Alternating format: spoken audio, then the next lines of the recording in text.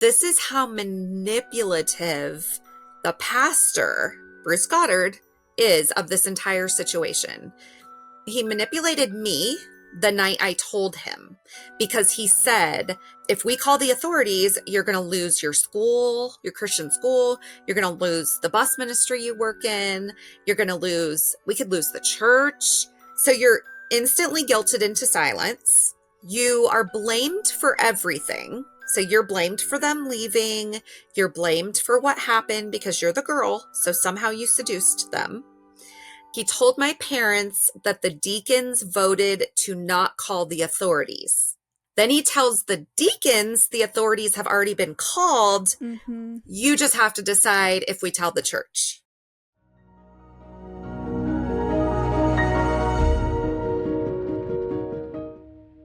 Hey, my name is Shelise Ansola, and this is Cults to Consciousness, where we discuss leaving high-demand religions or organizations and finding healing and independence through awareness and true individual sovereignty. If you're only listening and you want to see our faces, you can go to our YouTube channel at Cults to Consciousness.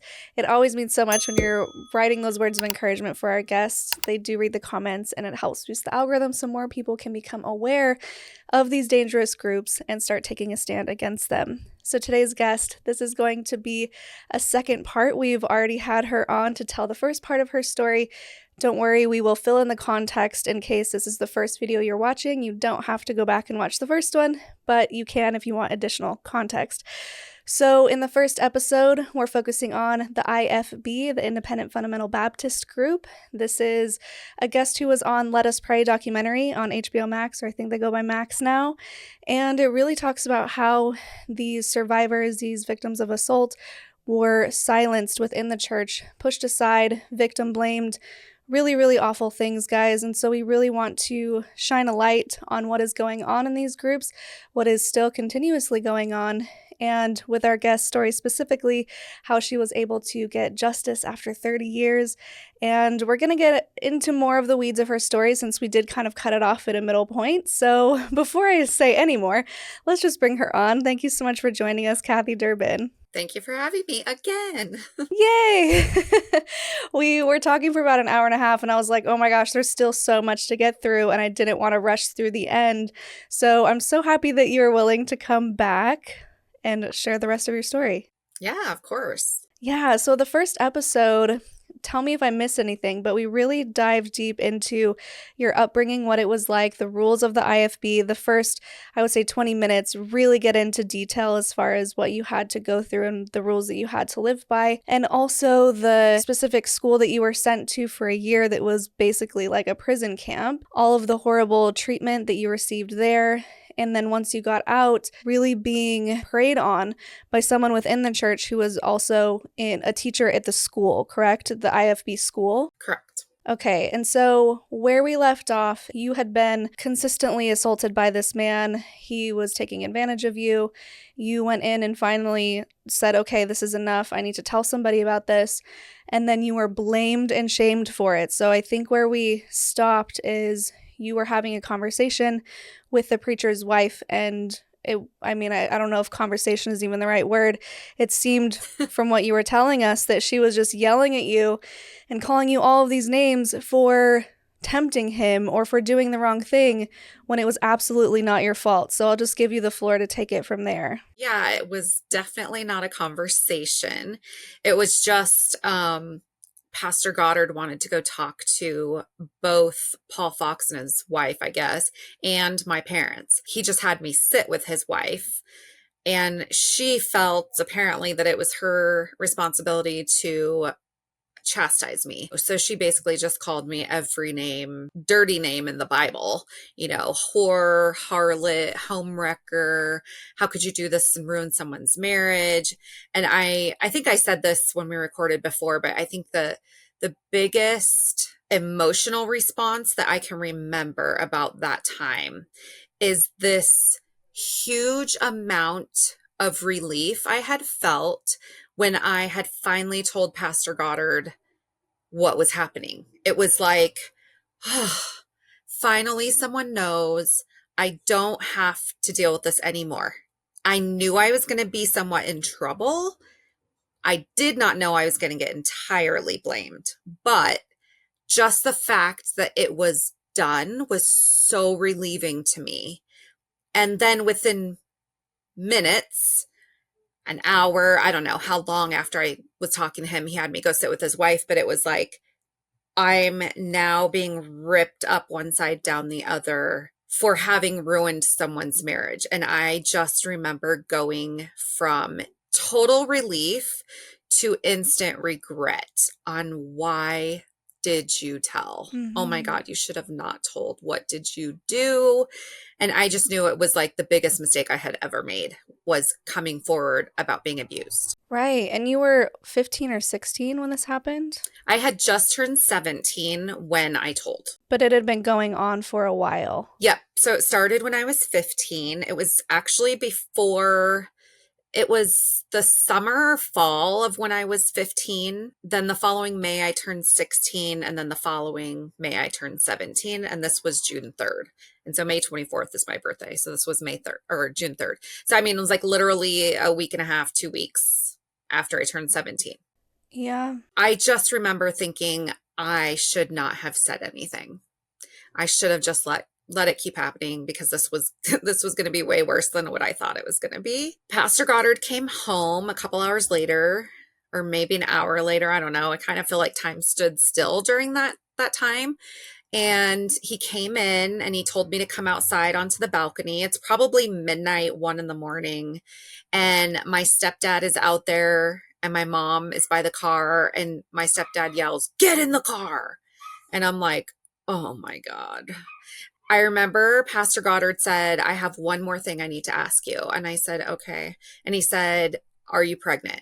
And I said, "No." I had no idea. I didn't even know how you get pregnant. We weren't taught sex ed. It's not something that is taught in these religions. You're not taught sex ed. You're taught purity. You're taught modesty. Abstinence only. Yeah. So you have no idea how the body works. You have no idea how people actually get pregnant. I just remember being so embarrassed about him asking me that.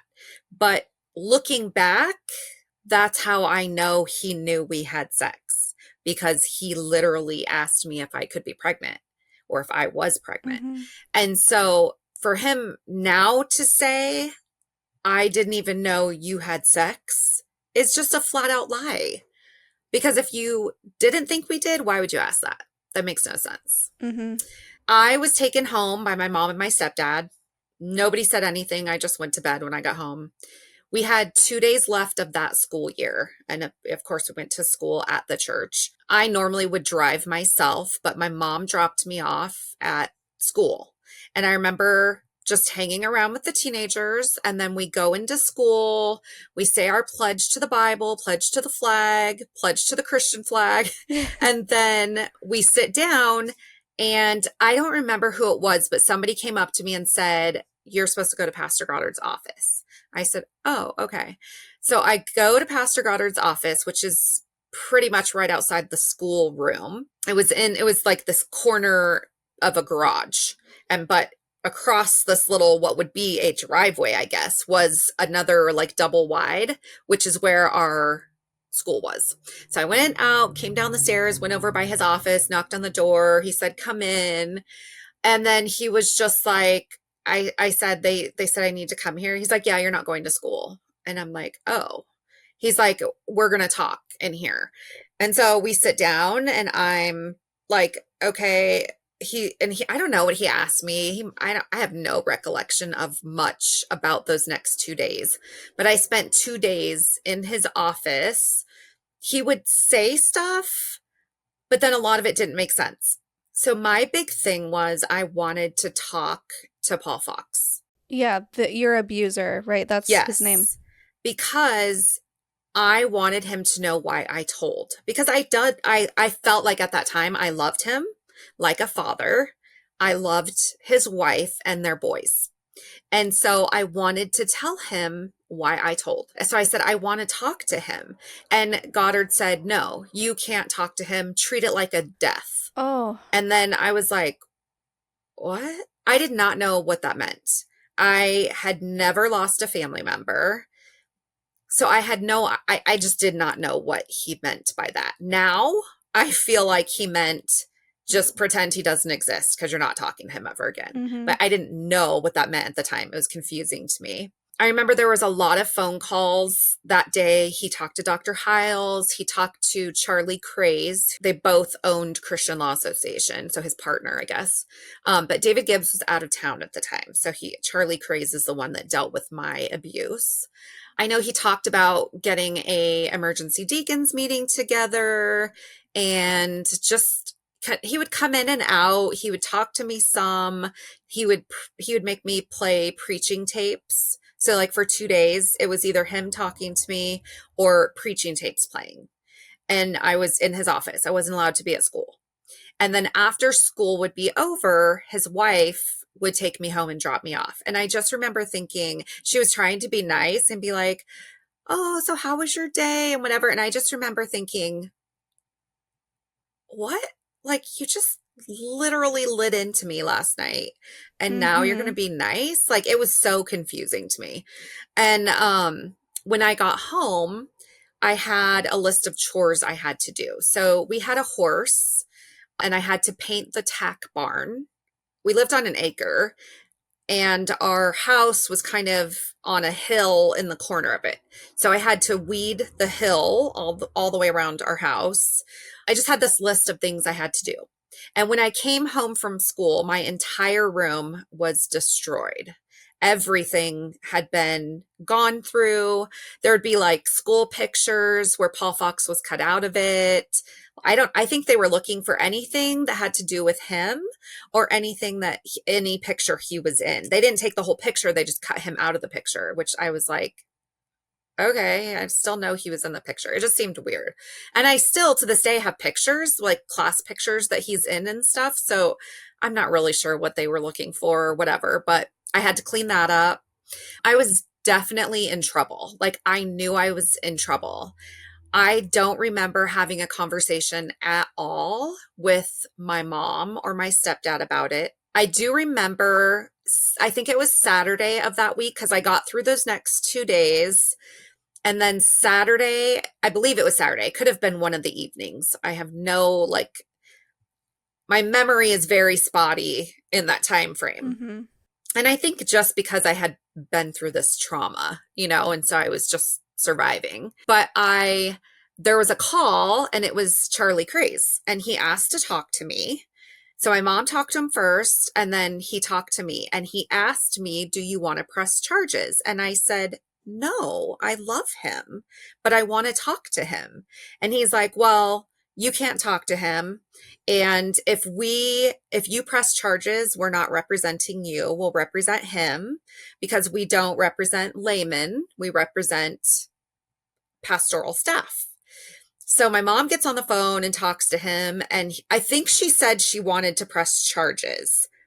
But if you think about this is the defendant's attorney. It would be like someone assaulted you and their attorney is calling you.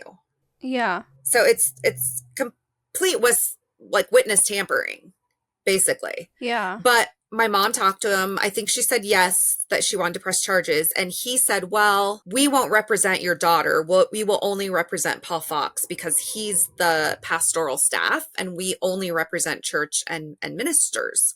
So we're going to make your daughter look like she seduced him and blah, blah, blah, blah, blah, whatever. Wow. So then they didn't want to press charges. Over the next 2 days that we had school, I just was like basically kept really busy. Well, unbeknownst to me, I found this out later. Bruce Goddard had gone to Paul Fox. And when Bruce Goddard went to Fox the night I came forward, he told him what I was accusing him of, and he admitted it. He said, yes, we have been having sex. And Goddard goes back sometime to Fox and says, we, as the church, will rent you a U-Haul. If you will leave the state within 24 to 48 hours, we will not call the authorities. So Pastor Goddard made a deal with Paul Fox that if he left and just left the state, he would not call the authorities. So to me, that means you were supposed to call the authorities. Right. If you're agreeing with him and making a deal with him that if you leave, I won't, that means you know you're supposed to. Mm-hmm. Because now an argument is, well, he wasn't a mandated reporter, which is not true. He was a mandated reporter as a pastor. That happened in the early 90s, and this was 92. But the fact that he makes this deal with him just proves that he did know what he should have done. The thing that I think is interesting is that throughout this whole process, throughout the next few weeks and months, not my mom, not my sister, not my stepdad, not my pastor, not my pastor's wife, literally no one sat down with me and said, what happened? How did this happen? Mm-hmm. How long has this been going on? What exactly happened? Nobody wanted to know anything. It is the bizarrest thing in the world to me. Like, I don't know. It just makes no sense to me that nobody asked for any details or anything. Mm-hmm. It's so bizarre. But Pastor Goddard told me that they had a deacons meeting and that the deacons decided they were not going to press charges. As an older adult, I ended up kind of having a grudge against some of the deacons because I was like, well, gosh, if it was your daughter, why wouldn't, you know what I mean? Like, that just makes no sense to me. But what I found out throughout the investigation, because some of these deacons were interviewed by the investigators, what I found out was that that is not what Goddard went and asked them. Goddard held an emergency deacons meeting and he told them, we have already contacted the authorities. You guys just need to decide if we tell the church why they've left. And he did tell the deacons that he had an inappropriate relationship with a teenager. And then we've called the authorities, so it's already been reported, but you have to decide if we tell the church. And it's not till years and years later, the last 5 or 6 years now, that I found out that that is not the conversation he had with the deacons. So looking back from this position, I'm in my 40s, I'm looking back and I'm going, wow, I can see how Goddard manipulated everybody in this situation. Mm-hmm. He manipulated me the night I told him because he said, you know, if we call the authorities, you're going to lose your school, your Christian school. You're going to lose the bus ministry you work in. We could lose the church. And you're like, no, I don't want that. I want to still work in the bus ministry. I don't want my school to go away. So you're instantly guilted into silence. You are blamed for everything. So you're blamed for them leaving. You're blamed for what happened because you're the girl. So somehow you seduced them. And then he told my parents that the deacons voted to not call the authorities. Okay. Then he tells the deacons the authorities have already been called. Mm-hmm. You just have to decide if we tell the church. So this is how manipulative the pastor, Bruce Goddard, is of this entire situation. All these years later, having all the pieces now fitting in this puzzle, Goddard manipulated everybody in the situation to get the outcome he wanted, which was for this to all quietly go away and no one to really know about it. Very limited people to know about it. Do you think it was just to save face so that there wasn't any headlines about the church, so the congregation didn't know about it? What is his end goal? Is it just his reputation? Yeah, I think it was definitely to protect the image of the church, but ultimately what drives that is his paycheck. He gets paid by the church. If people quit coming because they don't think it's safe, the tithes and offerings are not going to be as big, so he's not going to make as much money. So in my mind now, it was all about money. When I got older, like I'd say late 30s, early 40s, I sometimes would look back. So I became a nurse. And I was an emergency room nurse. I have called CPS and APS, Adult Protective Services and Child Protective Services, more times than I can count for different things. So I have had teenagers come in that have been being abused by a family member or a teacher or whatever, right? And I have called the authorities and did the report and done the things that normal people do in these situations. And I remember often thinking like, wow, I wonder how my life would be different had someone done that for me. Mm-hmm. And it wasn't until I was much, much older that I was like, well, Goddard was young. He was a young pastor. The church was like 10 years old then. And I made these excuses for him in my mind.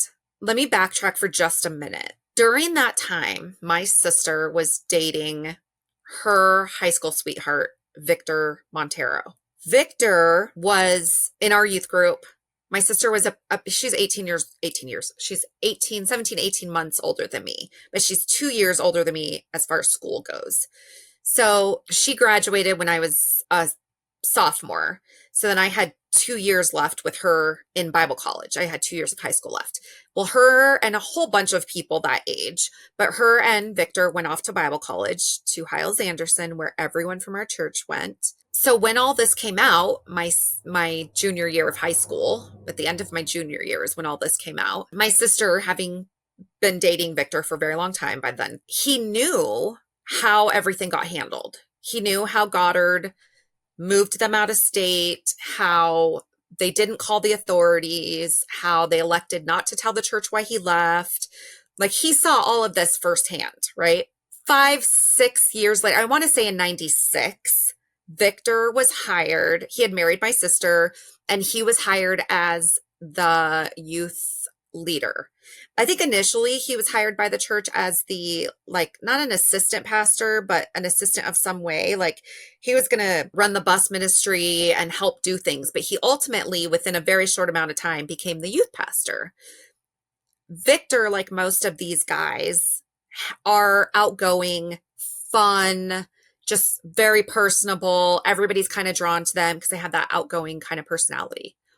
So here's my brother-in-law, having known exactly how Goddard handled an abuse situation of a staff member with a teenage girl. Okay. So he becomes the youth pastor. I go to Bible college, but I end up coming home after 2 years because my abuser went to my Bible college. Oh He my was at gosh. First Baptist Church. I thought it was interesting that he was working in the youth group there. So here's this man that abused me, and now he's working in the largest youth group in the US. Oh. I'm like, okay, that makes no sense. So I had to see him 3 times a week because when you're in Bible college in Indiana at Hiles-Anderson, you have to go to church Monday night, or Sunday night, Sunday morning, and Wednesday night, 3 times. So I would see him 3 times a week. And so I ultimately ended up coming home. Plus I was on work scholarship, like many of the girls at Hiles, and I was placed in Dean Moore's office to work for him. He was the dean of the evening college, but he was Paul Fox's best friend, one of his really, really good friends. So I thought that was very weird because no freshmen ever get placed in like a higher level staff's office. As a freshman, unless you're the sister of somebody high up in the IFB, you're cleaning toilets or you're working in the Right. cafeteria or whatever. So here I am working for the dean of the evening college in his office as like a secretary, but his really good friend is my abuser. So that whole thing was really weird. And then also Paul Fox and his wife, when they went back to Indiana, they were really good friends with Jack and Cindy Scott, and they started counseling them. So get this, put these pieces together. Paul Fox systematically grooms me and abuses me. He then gets caught. He moves to Indiana, back to Hiles-Anderson and First Baptist Church, where he is good friends with Jack and Cindy Scott. So they get marriage counseling by them.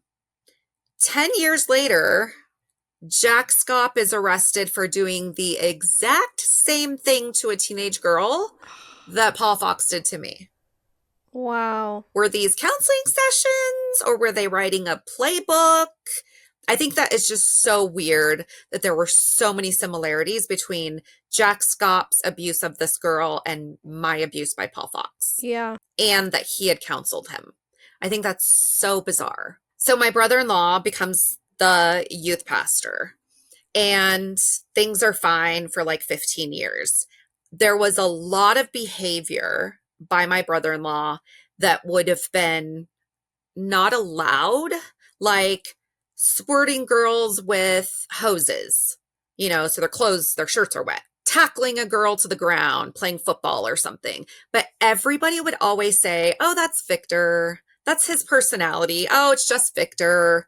And so there was a lot of stuff that was overlooked that was quite obvious. So ultimately, I end up let me say one thing. When I was going through the first couple of days to weeks of, me having told Pastor Goddard what happened and sitting with his wife and all this stuff, I was made to write a apology letter to Paul Fox's wife, Lorraine. So disgusting.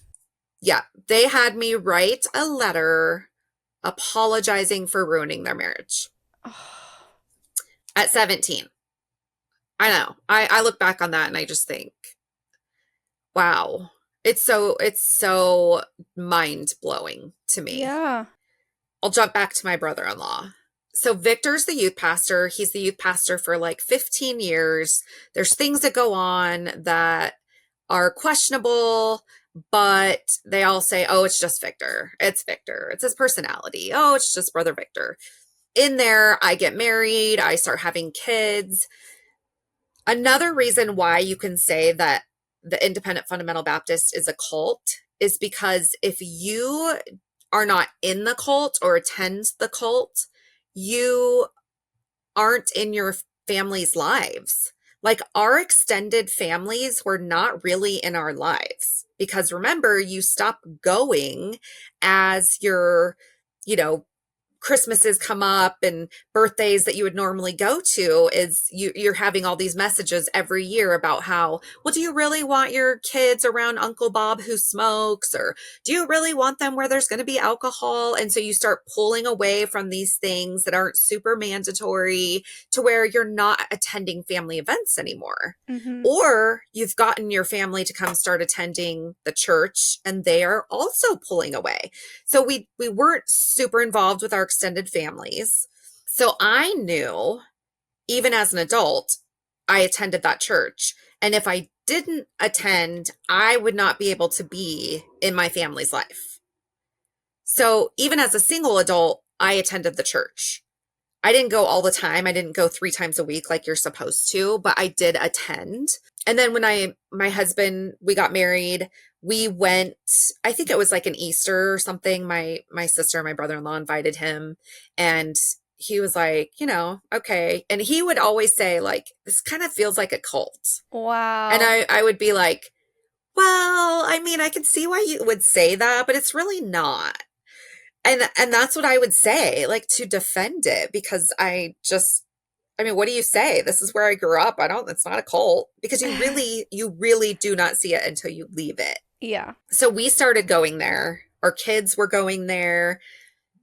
I wasn't really bought in anymore as much. I was an ER nurse. I wore pants to work. So clearly I did not abide by all the rules that they followed. But my daughter did wear skirts and dresses. I wore skirts and dresses when I went to church or went to my mom's house or, anywhere where there was going to be church people there, I did dress the part. But at work, I wore scrubs. So in 2013, my brother-in-law left the church. So in a surprise action, Pastor Goddard got up and announced that Victor and Crystal, my sister, are going to help Pat Cook start a church. So Pat Cook was a teenager that had grown up in our church, went to Bible college, came back. He had married a girl from the church and was working at the church. And so Goddard got up on a Sunday night and announced that those two couples were going to start a church. And this is what happens. This has been the MO. Somebody gets caught doing something or somebody does something wrong, all of a sudden it's announced that God has called them somewhere else, or God is leading them to start a church, or they feel God directing them here, there. That's how the pedophile shuffle is done in a way that nobody suspects anything. So this was in, I think it was 2013 this happened. In 2018, me and my husband, our kids moved to Montana in April. In May, a woman who grew up in our youth group came forward to another woman who grew up in our youth group. So April, who was also in the documentary, she came forward to Rachel, who was also in the documentary, to tell them that Victor, my brother-in-law, had abused her when she was a teenager in the youth group. And eventually Rachel came forward as a victim. Leah, several women came forward as victims of my brother-in-law. He was investigated, ultimately arrested, and within, I think, a matter of like 4 to 5 months, the whole process, he pled guilty and went to prison. During that investigation, my name kept coming up. So I called the investigator. I didn't know that, but I called the investigator at one point and I asked him what was happening. And he wanted to know my story. And I said, "What do you mean, my story?" He's like, "Well, everyone I've interviewed has said something about you." Huh. And I'm like, "What do you mean exactly?" And I had gotten a little bit of this from April, but I thought when I talked to April, I could have swore she said her, like he kept her quiet using my story. But when I talked to the investigator, Victor used what happened to me to keep all of his victims quiet.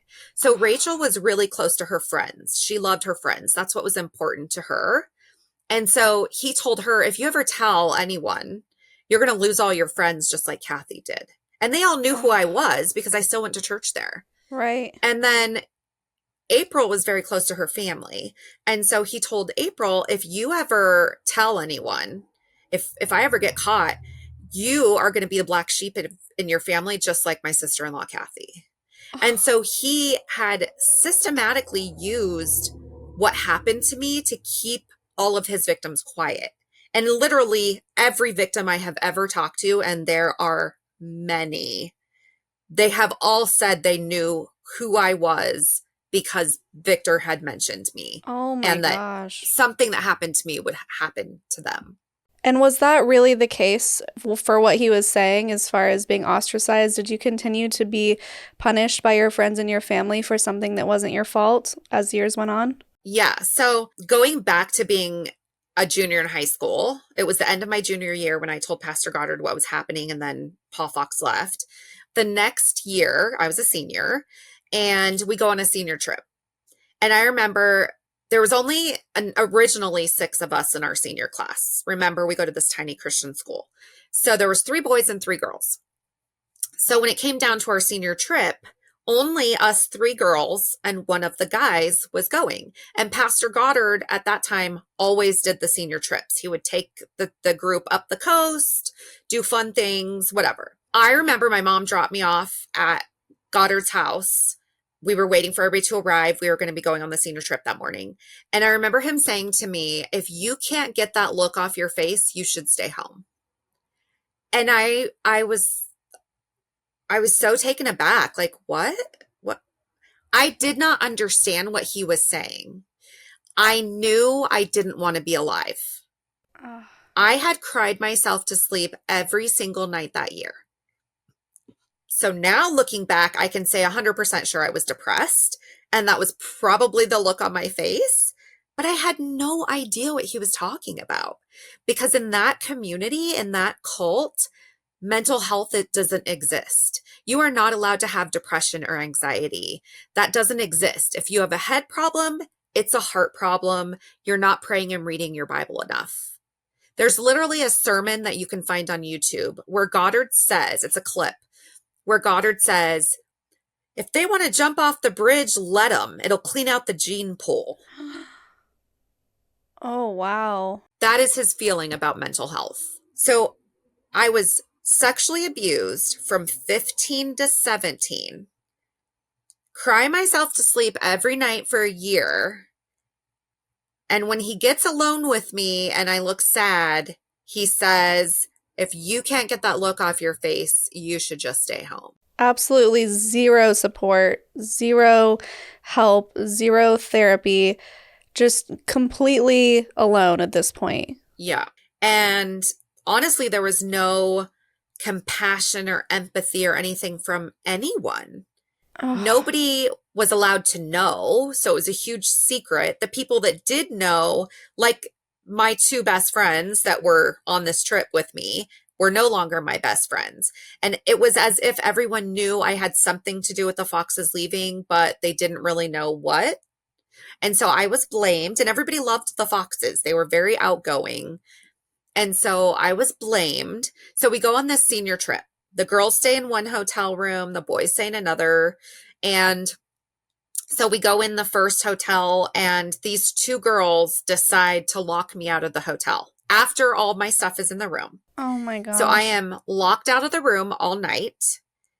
I know Pastor Goddard's mad at me because he thinks I have this look on my face that I shouldn't have. So I don't want to knock on his door or call his room and tell him I'm locked outside because he'll somehow believe it's my fault. Mm-hmm. So I wait till in the morning when we're supposed to be leaving. They open the door when it's time to leave. I run in and grab my stuff. I have no time to shower or anything. I slept in the lobby. Oh, Okay, so then I think it was that day. We went to San Luis or to Morro Bay. We were in Morro Bay and we were going to go kayaking on the ocean. Well, the two girls didn't want to go. So the one guy that went in one kayak, and I went in a double kayak with Goddard. So we're kayaking and whatever. And then we come back, and the two girls had drawn a whale in the sand and wrote my name in it. oh my gosh, this is so awful. And this is my senior trip. Like, I am having a miserable time, but I'm trying to not have whatever look I had on my face that he didn't want me to go. Like, there was just so much dynamic there. And I didn't understand any of it because we're not taught about mental health. We're not taught. Everything is to do for everybody else. Give, give, give, give, give. And you're just like, I do not remember knowing what suicide was, but I knew I didn't want to be alive. I knew I didn't want to exist, but I don't remember knowing I could take my life. Right. If that makes sense. That was my senior year. And then I went off to Bible college and saw my abuser for 2 years, 3 days a week. And I just was like done. And so I came home. My mom would not pay for me a plane ticket to come home. So my grandparents paid for me a plane ticket. So I ended up living with them, but they still didn't know anything. Fast forward to 2018. Now this woman has come forward, and now there's multiple women, and now my brother-in-law gets arrested. And when I spoke to the investigator during his investigation, he wanted to know what was happening with, what happened to me. I told him, and this whole time I'm thinking I'm just helping with my brother-in-law's case. Like, I'm helping these women. And me, my husband, our kids moved to Montana in April of 2018, very, very beginning of April. But we had a business we owned in California. So we had already made plans for the first 2 weeks in June to go back down to California to just finish some stuff up and do some things.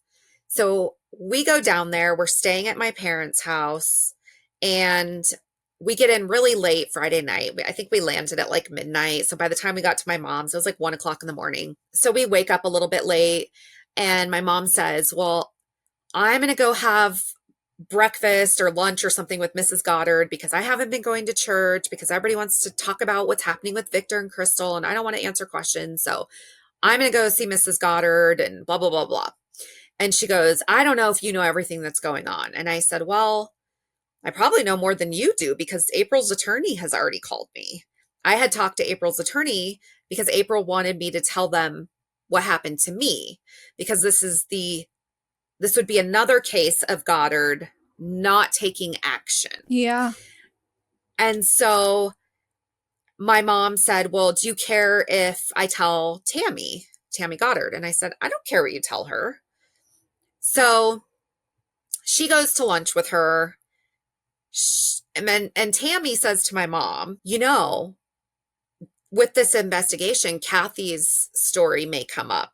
What happened with her? And she goes, Tammy, it already has. Kathy's talked to April's attorney. And this was on a Saturday. Okay, so Sunday night, Goddard does this super short sermon, doesn't do an altar call, which is unheard of in the history of Faith Baptist Church, finishes his sermon and says, anybody that has ever been in our youth group, who works in our youth group or a church, who has a teenager, anybody that wants to, come up to the Spanish chapel. We need to have a church meeting. So he goes up there, and thank God somebody recorded this conversation. He gets up there and he says, 30 years ago, and I wasn't there, obviously, because we had moved, but I got this from a staff member. 30 years ago, our youth pastor, Fox was never the youth pastor, but he says, our youth pastor had a relationship with a teenager. So he calls it a relationship. Oh, wow. And he says, we called the authorities. We did everything right. We have it all written down if anyone wants to see it, but names have been redacted. So we are cooperating with the authorities, and we just want everybody to know because this may come up. Well, he already knows it's come up because his wife told him from her conversation with my mom the day before, right? So my sister-in-law is the church secretary still to this day. But this was 2018. I text Pastor Goddard and I say, I want a copy of this write-up about what happened to me. We're in town and I can come get it from you, or you can give it to Rachel, who's my sister-in-law, and she can mail it to me. I never hear a word because, of course, he's going to say something's available that's not really available because he expects everyone just to believe him and do what he says and not question him. So if someone were to come actually ask him for it in person, he would probably say, do you not believe me? Oh my Like that gosh. would be, to him, asking for what I'm telling you I have and you asking to see it is you not having, you're not loyal. You're not having faith in what I'm telling you. You think I'm lying to you. So that is the route he would go with that. So I don't think there was anything in writing. So I had lunch 3 days later on a Wednesday. I had lunch with a staff member's wife, and she was my friend, and we were talking, and I said, I don't know what to do. Like, this is crazy. This whole thing is crazy. My story is getting brought up. This whole thing with Victor and Crystal is crazy. Like, it's crazy. Like, right, how do you navigate this? And she says, well, everything that people are hearing is coming from Pastor Goddard. And I said, right. And I kind of said quietly, but out loud, I need to tell my story. And then I said it again. I need to tell my story. It was like total peace. This is what I needed to do. Because in this time frame, I have found out that what was so hurtful and damaging to me, what happened to me, my brother-in-law was able to use it to do the same thing to multiple teenage girls. And here's Goddard, the pastor of this church, lying still almost 30 years later. I think it was around 27 years by this time, lying about how it was handled. Yeah. And to me, that just blew my mind, because when I heard about what that meeting was about, that's what he brought up, I knew what this person was going to tell me was that, yeah, he got up and he talked about your situation and he apologized because it wasn't handled right, but they're totally cooperating with the police. Like, that's what I expected. Yeah. No, he's Doubling lying, down. lying. And I'm just like, I'm seeing who this man of God is for the first time as an adult with my eyes wide open. Right. Like, he's lying? The man of God, this anointed man of God is lying? And he's manipulating people to be quiet. Like, it was just this mind-blowing experience that this man of God that you are not supposed to question because they are anointed by God and they're like right under God. You're now seeing them in a completely different light. It's so confusing in your mind. It's like you almost don't want to believe it Right. because you feel so duped.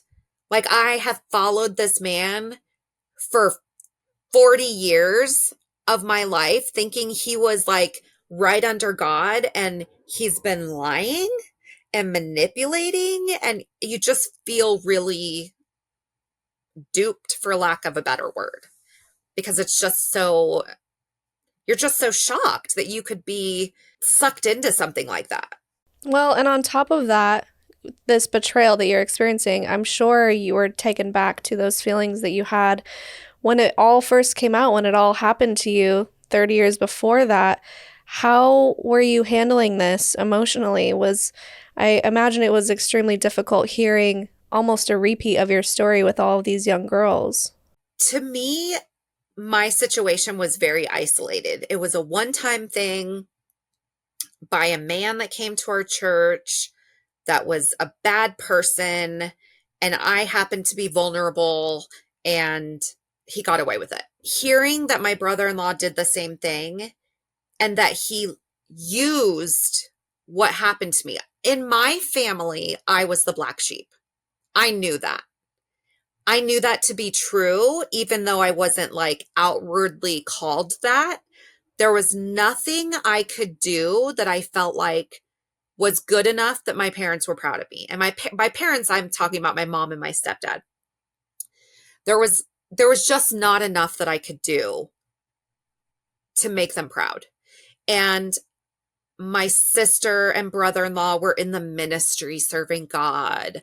My stepbrother and his wife, she was the church secretary, and he taught an adult Sunday school or worked on a bus route. And I was just home working as a nurse, raising my kids. Like, I always felt like I was not seen as a good person, a good Christian. I was never good enough for them. Mm-hmm. And to me, that's what I was always striving for. I started a business. It was very successful. I was an ER nurse. I got trauma certified. I was trying to do all of these things, trying to make my mom and stepdad proud. And I just always lost. I was still the Yeah. black sheep. I still wasn't good enough. I still wasn't doing enough. And I always felt like it was all because I wasn't involved in the church like I should be, like overly involved in it. But I honestly, even now, I don't think that there was anything I could do, because when I graduated from nursing school, which I put myself through nursing school. Wow, that's amazing. Thank you. When I graduated, I threw myself a party. When my sister graduated from hairdressing school, my parents threw her a party. Okay. So it's just always been this reminder that you're not as good. And I never understood it. I never understood why my mom and I did not get along, and I was never good enough. But in the last year, well, since November, when the documentary came out, one of my nieces called me. She texted me and said, "Can we talk?" And so I called her. And she had sent me a beautiful text just saying, "I love you," and all these things. We talked, and one of the things she said was that I asked my mom when I was a teenager, why is Aunt Kathy the black sheep in the family? And my mom said, because she was sexually assaulted as a teenager. And she said, that makes no sense, and tried to Right. push further, and they didn't want to talk about it. So she said it's never made sense to her until she saw the documentary, and then she understood. She understood why I was the black sheep and what had really happened. And she's no longer in the IFB, by the way. Her parents are, but she's not. And so to me, that was so validating. It was so validating that this 13, 14-year-old teenage girl whose parents were all sucked into this IFB, she knew I was the black sheep in the family without anyone saying it, but also knew enough to know that answer doesn't make sense. Yeah. That's amazing. To me, that was so confirming to me. Like, just, it was empowering to me that, like, I didn't just feel it, it was a fact, and it was nothing I could control. It was completely out of my hands. Mm-hmm. My brother-in-law pled guilty because he's not very bright, and he wrote,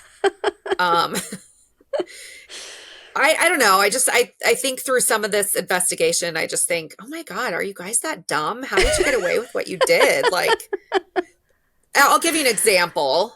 So they had arrested him, and he was in the interrogation room. Our investigator was freaking amazing. The same investigator that investigated my brother-in-law also investigated my abuser.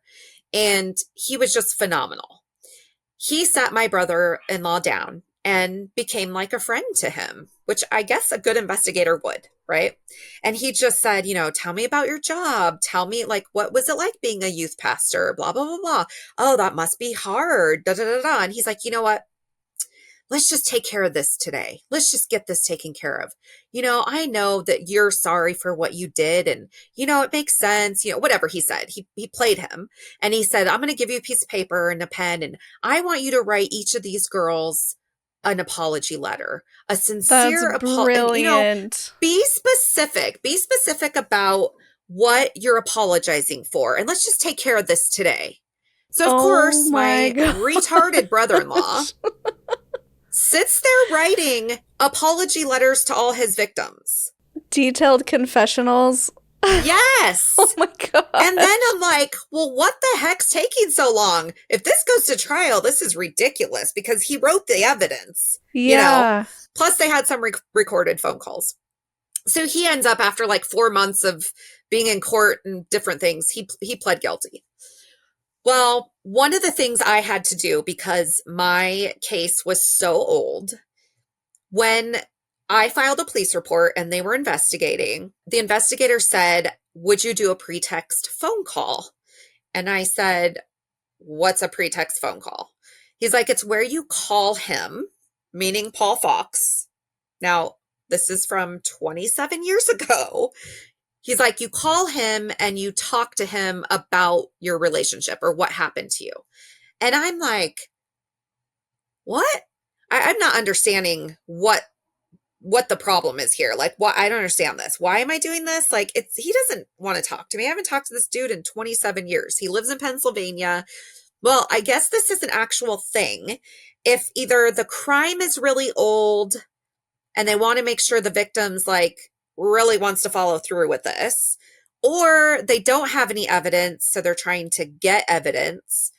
One of the ways they can do it is have the victim call the perpetrator and get them talking about it, and they record them. So they're not allowed to just hand over a phone number. They give you like a list of phone numbers, and they also give you, at least mine did, gave me a list of different ruses I could use. So what I did was I said, I'm in therapy because I never got closure about what happened with us, and I have questions only you can answer, and so I really need to talk to you. So basically I went through the list of telephone numbers. One of them was his current wife. Oh, geez. If you can believe that. I call his current wife, And I say, hi, can I talk to Paul Fox? And she says, who is this? And I said, oh, um, my name's Kathy, and I used to go to church with him a long, long time ago. And she goes, I think she asked me, like, well, why do you want to talk to him? And I said, oh, well, I just need to, I don't even remember what I said. Like, I need to talk to him about something that happened a long time ago, whatever, whatever. I don't even remember. I think I ended up telling her that we had a relationship or something because she asked me if I had kids. And then she also said, well, I guess this is why he'll never talk about his days of being a pastor. And I Oh, thought that was weird. Right. And so I call him. She gives me his number and says, oh, she also said that she would try. I don't think she gave me his number. I think she said she would, I can give him the message. That's what she said. So I went to the next number on my list and it happened to be his number and his voice was on the recording. Okay. Keep in mind, we had lived in Montana for a couple of months. This was in the fall and we had moved in April. We live in this valley between two mountains on a highway. And there was one corner of my house, maybe 3 square feet, that you could get a cell phone reception that was good. So the corner of the couch was right there. And I knew this was like a one-time deal. I was not making this phone call twice. I didn't even want to make it to begin with. yeah. So I had my iPad there. One of those like MP3 recorders was laying there and my cell phone. And every time I would go to make the call to him, I'd have my husband take the kids and go get an ice cream or go to dinner or whatever I'm going to try to call. And I did this every night for a week. And I would call, I would hit record, record, record, and I would call. And I would say, hi, this is Kathy. I know it's a blast from the past. I'm sorry. I'm not trying to bug you. I'm in therapy. There's questions only you can answer. Can you please call me back? And this is my number. And so I'd hang up, hit stop, hit pause and rewind. Oh, the other thing I had was a tape player. I had bought a little tape player where you have to put play and record. I'd gotten some tapes. I mean, it was all set up. The kids knew they were not allowed to go in that corner of the couch because it all had to be sitting there. Every time I would go to do it, I would feel like I was going to have a heart attack. I'm like, okay, you can do this. Okay. All right. I'd put play and record, record, record. I'd dial on my phone. And so I did this every day for a week. Every time I did it, I would get a little bit more bold. So by Friday night, my husband had taken the kids somewhere. I call and I say, and by now, his voicemail does not say his name anymore. It's now an automated thing that says, you have reached this number or leave a message. And so I'm like, I know it's still his phone. I mean, to me, that's stupid. But I called and I said, okay, so I'm pretty sure this is your number, but you're not calling me back. And I really need to talk to you. Well, I guess if I don't hear back from you in 24 hours, I'll just call some of your family members in the area. Okay, hope to hear from you soon. Bye. And I hang up. That'll do so it. So I hit stop, rewind. I hit stop, make sure everything's all set up again. I go sit down. I'm trying to come down from this heart attack that I almost have every time I do it. And my phone rings. And I had him saved in my phone. So my phone rings and I look at it and it's him. And I'm like, oh my God, oh my God, oh my God. I run across the room. I hit play and record, record, record, and get everything on. And then I put my phone on speaker and I'm like, hello? And he's like, what do you want? And I'm like, hi. He's like, hi, what do you want? And I'm like, I'm sorry to bother you. I'm not trying to mess up your life or anything, but I'm in therapy. And I'm like trying to frantically go through my mind about what my ruse was because there's so much adrenaline running through my veins at this moment.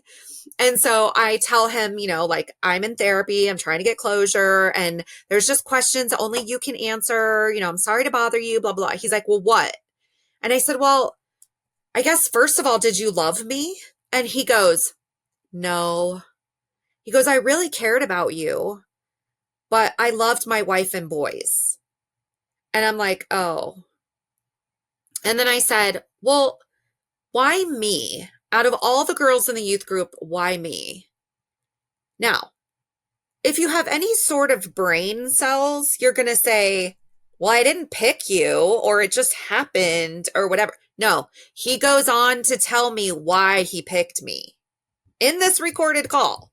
So he's answering questions.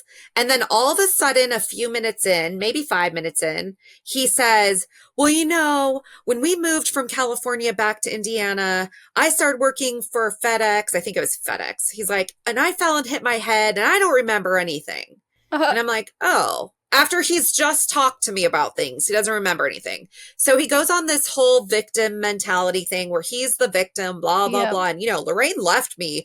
She believed me for a while, but then she divorced me. And I'm thinking, okay, like whatever. So then we get to the end of the call and he says, I just, if you really want to keep your girls safe, and I didn't tell him that I had girls or a girl or whatever.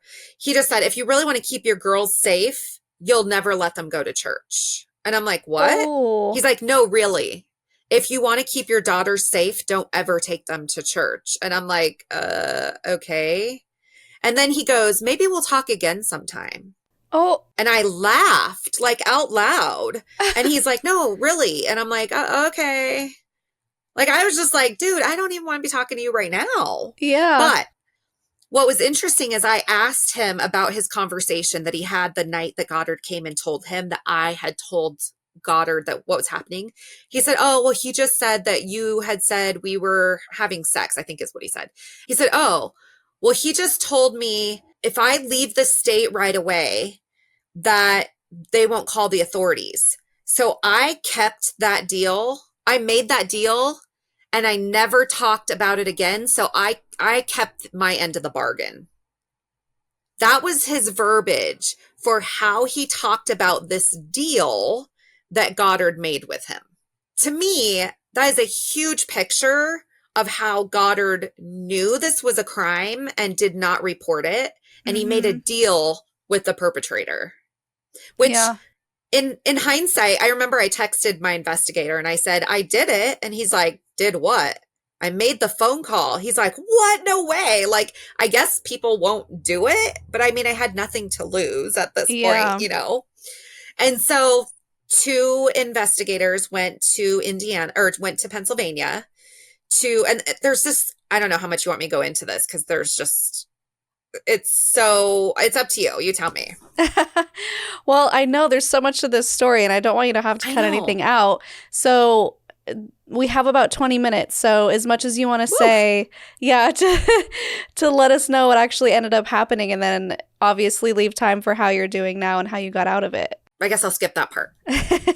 So he ends up getting arrested. They did this investigation. He gets extradited. It takes like 3 weeks. He gets arrested in Pennsylvania. He gets extradited to California. And then they spelled his name wrong. And he went to the federal prison in Riverside because, this was a jurisdictional thing and he could fight extradition and yada, yada. So they went to the federal prison in case there was like a, federal thing that had to be dealt with. Well, if you go to prison, if you go to jail, if you're arrested, you have to see a judge within 48 hours. If you don't, then they have to let you out and come back for, I forget what they call the first hearing. They spelled his name wrong, so they did not see that he came in on a Monday, and they didn't see that he actually had a court date for his hearing on Wednesday. And so they let him out because they weren't following their own rules. So he would have to, they let him out. Well, they ended up issuing a bench warrant for him to come back. So he was arrested and extradited to California in July. They made his arraignment date October.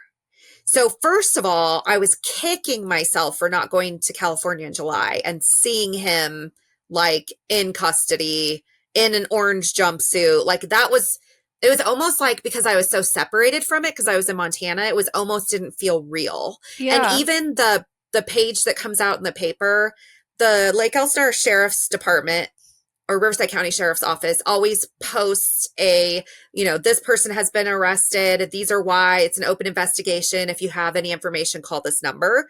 And they post their mugshot. Well, he was just in a white t-shirt. So it didn't do it for me. It didn't seem real. I'm over here in Montana. This is happening in California. And so I'm like, okay, I got to be there. So I go to court in October for his initial arraignment. And it's literally like a 2-minute thing. They've got like 20 to 30 defendants in this courtroom that quickly get up with their attorney and say what the charges are. And okay, do you want, if we set the trial date or if we set the next date for this, are you waiving your right to a speedy trial? And the attorneys are like, say yes, whatever. And so, it was like such a quick 2-minute thing. And it was like, okay, the next thing was going to be in November. So I flew back home, came back in November. Then there was something in December and I came every time. And at first I came because I needed to see him stand before a judge in a courtroom to make it feel real. Mm-hmm. But then I kept coming and it was important for me to keep coming. And I realized at some point it was important to the 15-year-old me, 15, 16, 17-year-old me that nobody was there for. Yeah. I was showing up for her. And to me, that was like so healing to be there for myself as a little girl. I will say this one part of the story that's super important to me.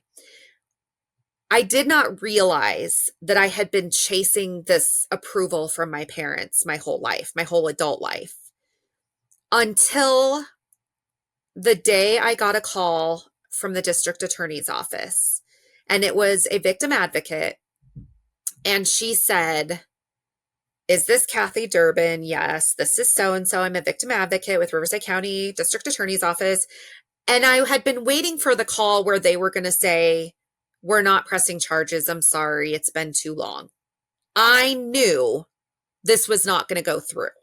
I knew because part of it was the investigator had showed me how the algorithm works for if it can be pushed through, regardless of statute of limitations. And part of it was just, I knew it had been too long. And so, there's no physical evidence. It's by this time, it's like 27, 28 years old. Like it's not going to go through. So I'm just waiting because I knew the investigation was done and it had all been sent to the DA's office. This was prior to him getting arrested. And so I was just waiting for this call. So I get this call. She's a victim advocate and she says, we are pressing charges on your behalf. And I'm like, what? And she says, the district attorney's office is pressing charges on your behalf. Do you have any questions? And I said, no. And she said, are you sure? And I said, yeah. And she said, okay, this is my name and number. Write it down. Call me if you have any questions. And I remember I hung up the phone and I sat there and probably 10 times I said, they're pressing charges on my behalf. They're pressing charges on my behalf. And I said it until it finally sunk in. And I said, they think I'm worth justice. Oh, I'm tearing up over here. I'm tearing up because I can't not cry about this. It was that moment, or in the very few moments after, is when I realized my entire adult life I had spent looking for someone to tell me, you're worth it. Mm-hmm. You are enough. You are worth whatever. It was in that moment that I realized what Paul Fox took from me was my self-worth. And any part he didn't take, Goddard took the rest by sweeping this all under the rug. So to me, the district attorney's office pressing charges on my behalf almost 30 years after the crime was a pivotal, life-changing moment for me. Yeah. I felt like I had worth. They thought I was worth justice. And so, like, literally, that's the day in my life when I realized I had value because nobody, no adult in my childhood or in my life had made me feel valued. Mm-hmm. And my pastor, of all people that you can think of, did not think I had enough value to get justice, to like call the police because something bad happened to you.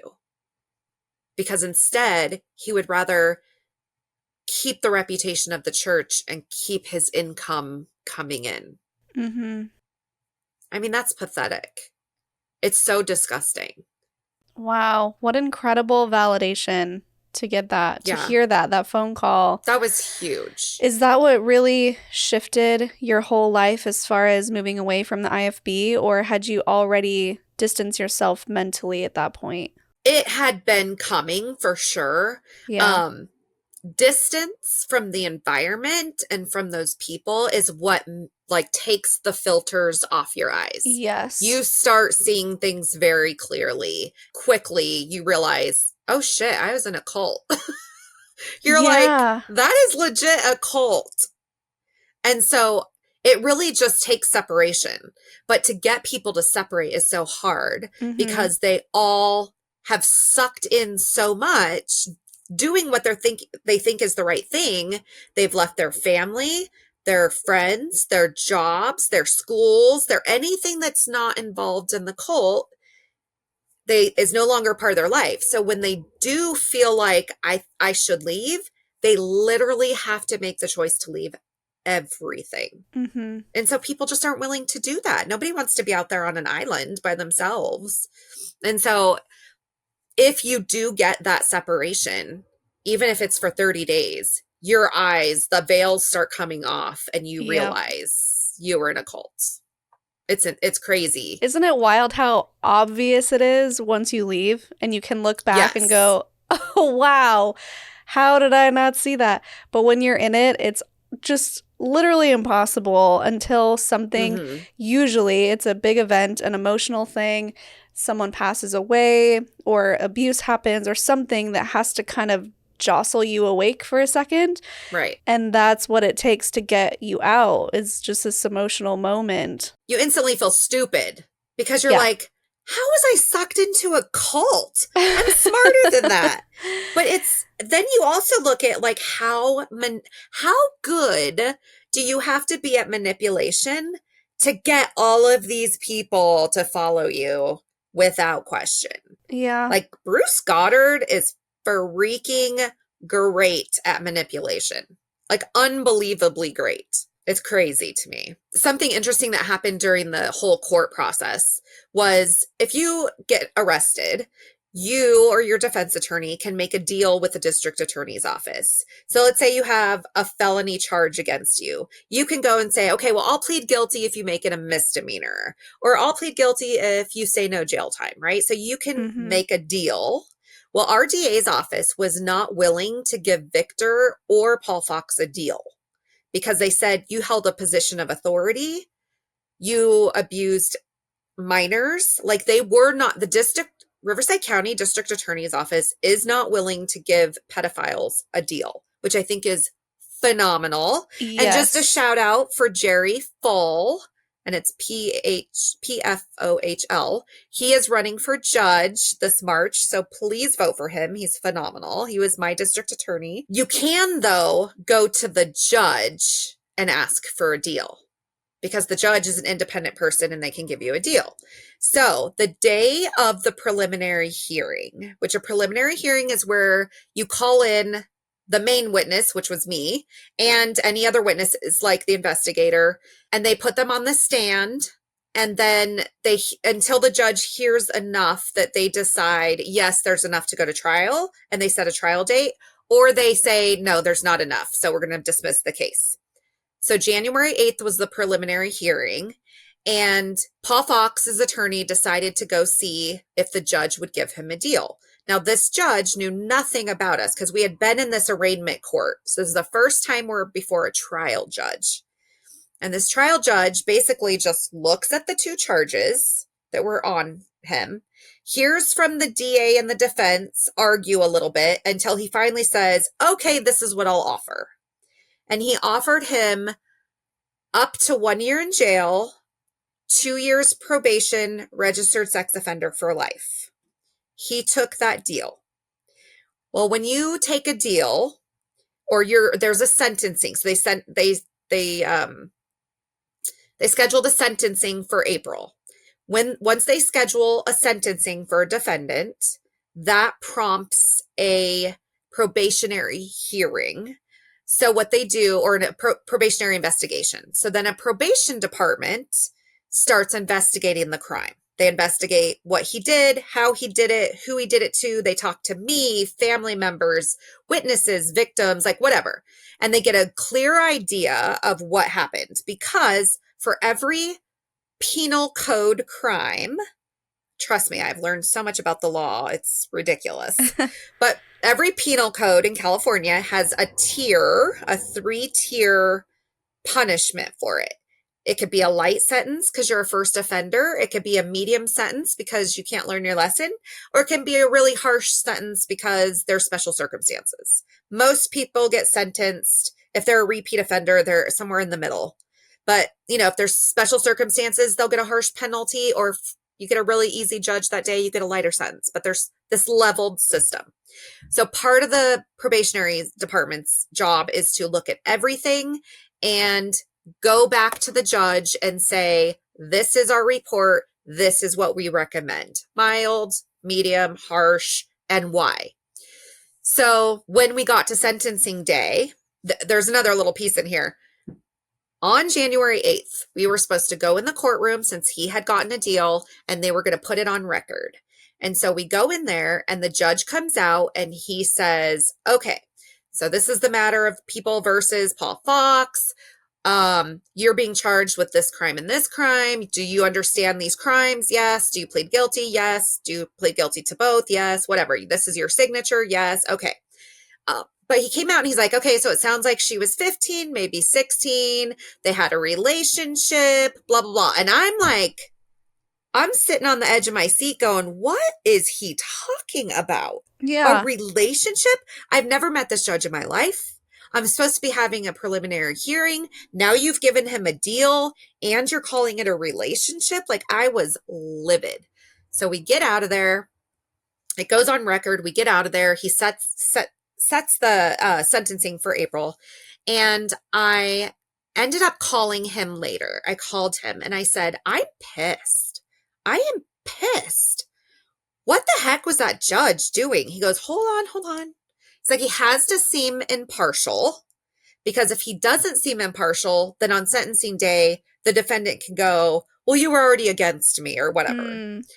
If he gives them like a harsher sentence or something. He goes, but remember that you're going to do a victim impact statement on sentencing day. And he's like, you're going to be the most important person in that room.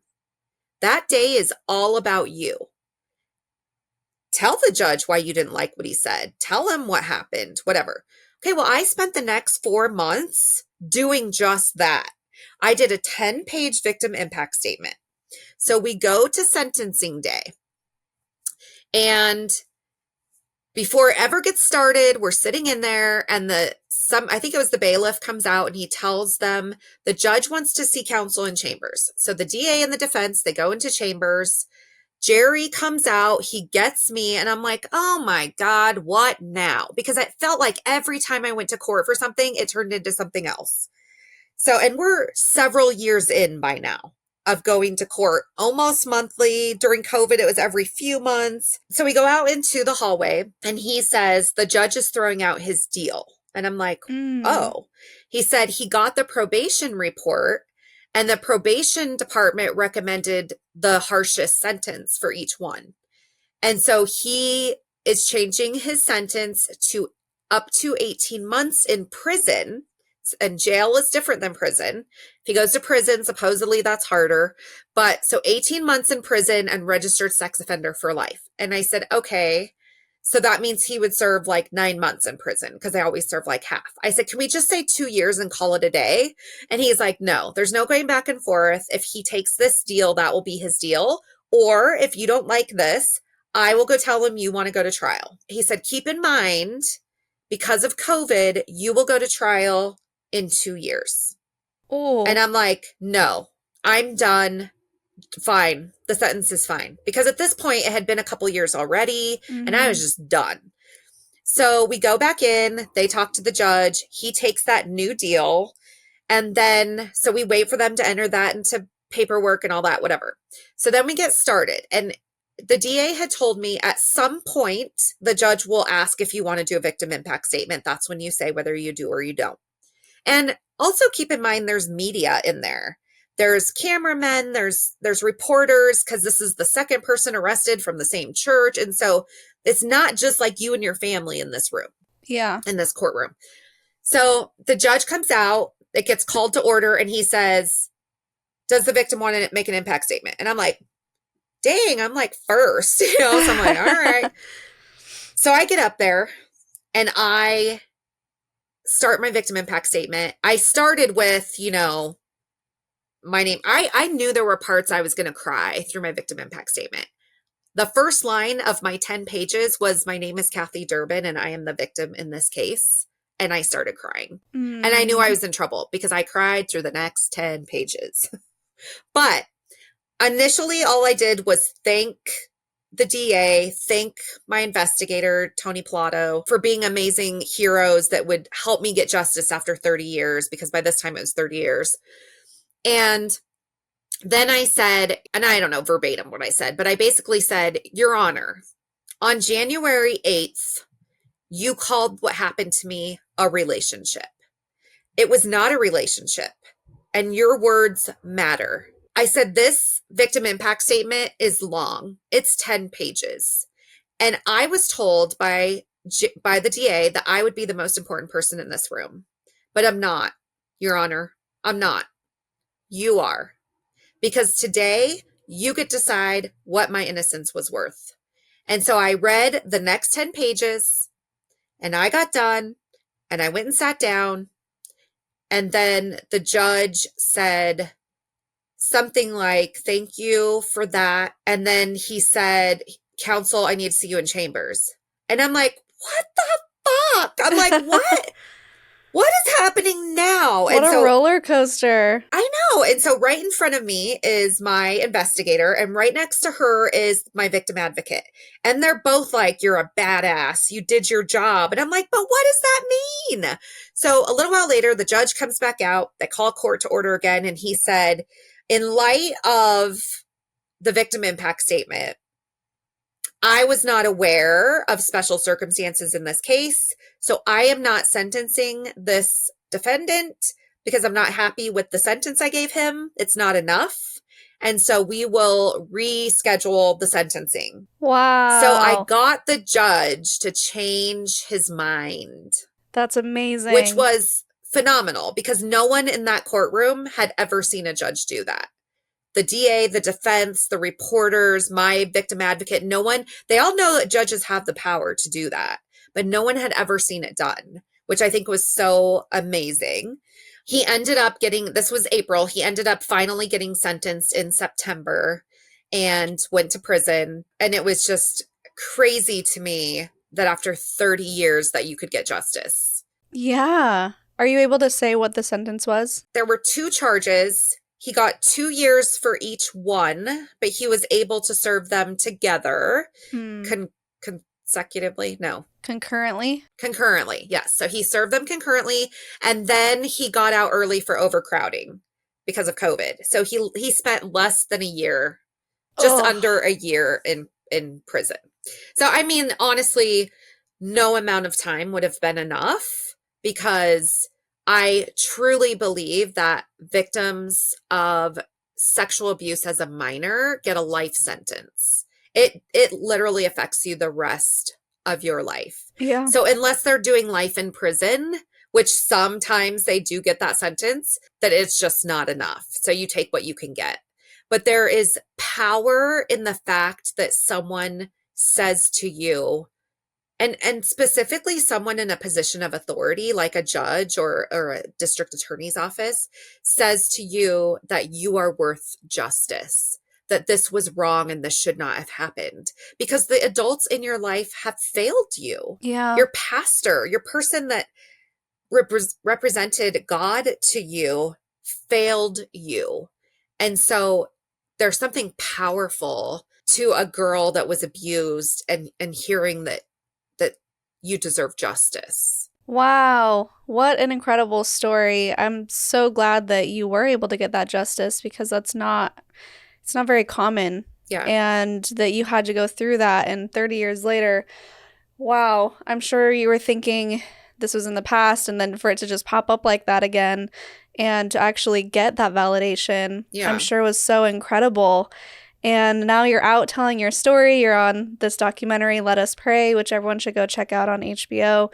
And something that you said before was, I would love to talk on your podcast because now that I have a voice, I'm going to use it. And that's so powerful. Yes. So, how Absolutely. are you doing now? What's going on in your life? What makes you feel happy and at peace? So I'm a nurse. I've been a nurse for 20 years this year. And I am actually in grad school to be a mental health nurse practitioner. I'm going to go Wow. into private practice and be a therapist. I feel like I want nothing more than just to help women, girls find their voice, because every time you tell your story, you're taking power, the power of that story that that person has on you, you're taking a piece of it back. Yeah. And I think that the more you talk about it, the more you own it. It's yours. Even if it's a bad story, it's yours. And it kills the power that they have over you. And I just want so much. I look at the world and I see all these amazing women. They're raising amazing kids. They're running businesses. They're teachers, they're moms, they're wives, they're women are doing amazing things. And if you sit down and talk to them, a ton of them have a traumatic story that happened in their life at some point. And I feel like, man, if women are doing this from a place of trauma, what more could we do if we were healed? Mm. If we were on a path of healing, we could change the world. And so I want so desperately to do that. It's my goal when I'm done with school to open a retreat Oh, and yeah. have women come. And then I'm also getting ready to roll out a jewelry line that Ooh. will be designed by survivors of abuse as minors. And every piece that's purchased, a minor now who was abused by someone will get a piece. Oh, And wow. and that speaks to me specifically, in that I wish just one adult in my life, just one, that knew what had happened to me would have come to me and said, this isn't your fault, Yeah. or you're going to make it, or you're loved, or I'm sorry this happened to you, or you're so strong for coming forward. And so I want these pieces to say those encouraging things to these minors that get them. I foresee facilitating that through like CPS, Child Protective Services, or the police department, or maybe emergency rooms, that they can give a piece to a child that's just been traumatized by someone and just let them hold on to that little message of hope and strength. And yeah. And then I'm hoping that that jewelry line will then feed the retreat. Yeah. It got me all emotional again. That's so beautiful. Oh, You have to let me know when that comes out and when that's going because I yeah. would love to have you on again to talk about it and promote it. Yeah, It's definitely. just such a beautiful thing, this tangible thing that you can give someone to say that you matter and that somebody cares about Yes. you, I think can be all the difference in somebody's life. That's amazing. Absolutely. Absolutely. Oh, well, before I just start going off and crying because I'm so pregnant and have my own story, of course, if you guys follow the podcast, you know. But, okay, is there anything else that you wanted to share before we sign off? I don't think so. I mean, I just hope that people will keep reaching out and sharing their stories, and just I love to hear from people that were touched in some way by my story. And I hope that everyone that's reached out so far will be excited about the jewelry line and just help get that going. So, because I'm really hoping that financially that will just feed the retreat and that people can come for free and just get healing. And I have these crazy ideas, but I hope they all come to fruition. Yes, it all sounds so great. Guys, if you want to contact her, her Instagram is MontanaMom4. And is there any other specific way that people can support you and support these goals that you have? Is there anything you're looking for? I mean, if anyone knows anything about the jewelry business, that would be amazing because I am just trying to wing it. I'm fine with business. I know business because I owned a business, but like I know nothing about jewelry or how to facilitate that. Honestly, the best way to reach me is through my Facebook page or Messenger. I'm not on Instagram all that much, but I do go in every once in a while and check it. So Kathy Durbin. But yeah, definitely it'll be all over my personal pages when it's out. Great. Well, with that, we just need your Linda Listen moment, your sassy statement, as the raw video with the toddler goes, or inspiration. I think I'm going to go back to what I said after the first podcast is just, Linda, listen. You have to find someone to tell your story because you cannot heal from something you are not allowed to talk about. And every time a woman shares her story, it's like she's reaching her hand out to another woman that needs to come be pulled out of that and share their story. Yeah, that's so beautiful. Well, thank you so much again for coming on, Kathy, coming on twice. And you're a great welcome. storyteller. I feel like I was there the whole time, just captivated. Like, and then what happened? Oh. So thank you so much for coming on. And guys, if you want more context about the beginning of Kathy's story, please go back and watch the first episode. It will be linked in the description below, probably on the end screens or cards or something so you can find it. And I think that's it. Any other final thoughts? No. Okay. Good. Thank you for having me on. Yes, of course. And guys, if you're listening, I would love it if you could leave some comments down below, some words of encouragement. If you want to support the podcast, you can like, share, and comment. That's the best way. Or you can become a patron at patreon.com/cults2consciousness. You can check out our merch at cults2consciousness.com under the merch tab. You can come to Costa Rica with us. We're doing some fun adventurous things over there. There's about 6 spots left, and that will be in the description if you're interested. And I will link 2 videos down here below that you can check out. And until next time, follow your highest excitement, be conscious, and be well.